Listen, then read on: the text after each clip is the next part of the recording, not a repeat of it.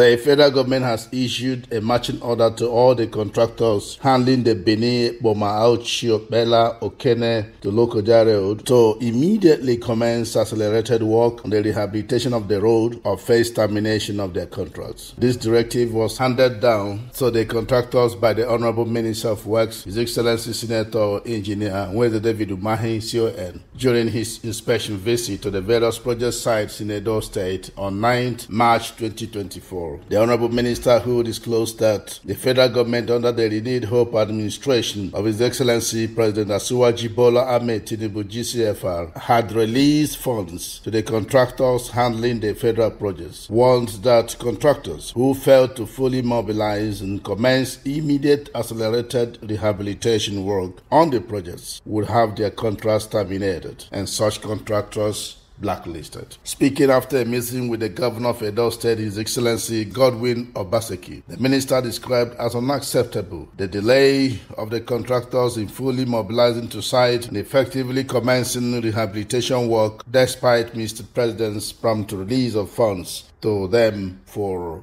the projects. On the recent protest along the Jatu axis of the Benin-Auchi highway by the residents of the area, which disrupted vehicular movements, the Honorable Minister said that his meeting with the governor was to brainstorm on the drastic measures to tackle the issues affecting the progress of work in the area. He said, and I quote, "I have had a very serious meeting with the governor here. We are concerned about what is happening between Benin, Boma-Auchi, Okpela, and the axis of Kogi State. That is what we have been brainstorming on. I have worked with him throughout last night to direct that the road should be unblocked. And if you see the grievances of those people, you will not blame them so much because people are dying, trucks are falling." And so I've had very serious meeting with the governor here.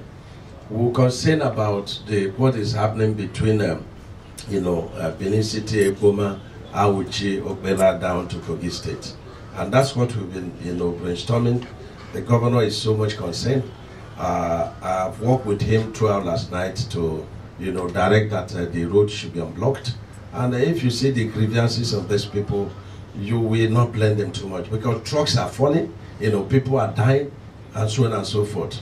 On his part, the governor thanked the Honorable Minister of Works for his deep sense of commitment to the development of road infrastructure in Nigeria. He assured of the unwavering support of his administration to the concrete technology initiative introduced by the renewed hope administration, which he said was the best model for the road infrastructure along the east-west road and indeed parts of the country. He said, and I quote, "First, let me thank my brother and very good friend, the Honorable Minister of Works, who is an engineer by excellence, for the concern he has shown. Sometime last year when I cried for help ahead of the rainy season, we didn't get this kind of response."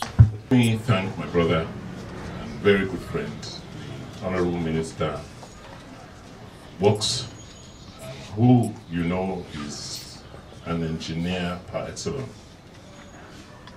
for the concern he has shown. Same time last year, when I cried for help ahead of the rainy season, we didn't get this kind of response.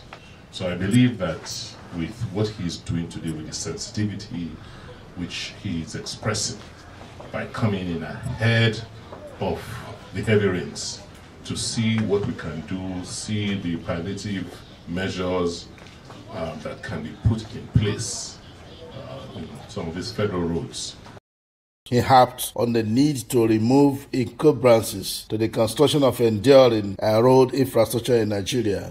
We shall not continue to use expensive asphalt to do our roads. We should use sustainable local materials. We produce cement and steel. There is no reason why we cannot begin to move towards utilizing more concrete in building our roads for sustainability so that our roads can last longer.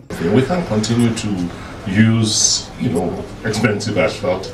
We should now think of using more sustainable local materials. We produce cement, we produce some steel.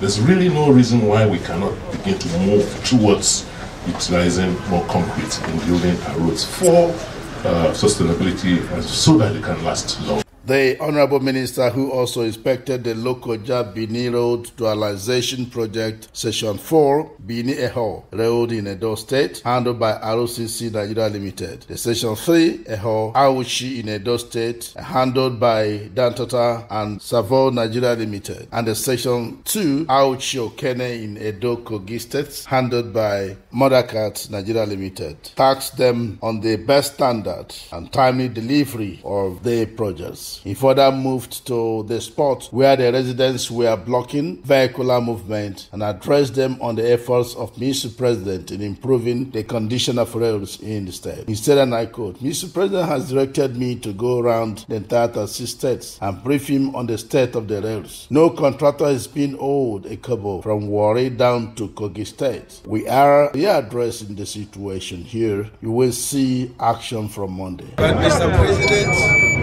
our dear President, our divine President, has directed me to go around the entire 36 states and brief him on the status of our roads. Mr. President is doing a lot. Nobody on this route from Warri down to Kogi is being owed a kobo. We are readdressing the situation. And the work is going to start. We have 4 sections on this route. We have the RCC, we have the Dantata, we have the Modakat where we are standing now, we have the CGC. You will see action, and every 2 weeks I will be on this road.